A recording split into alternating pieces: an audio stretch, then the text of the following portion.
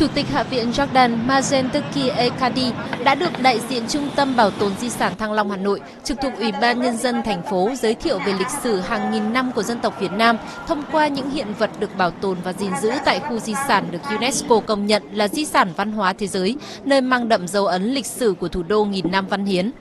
Khu trung tâm Hoàng thành Thăng Long Hà Nội là một phần quan trọng còn lại của Cấm Thành và Hoàng thành của kinh đô Thăng Long, kinh đô lớn và quan trọng bậc nhất của quốc gia Đại Việt, được xây dựng từ năm 1010 và tồn tại đến năm 1789. Đây là trung tâm quyền lực của các vị vua qua triều đại Lý, Trần, Lê Sơ, Mạc đến Lê Trung Hưng.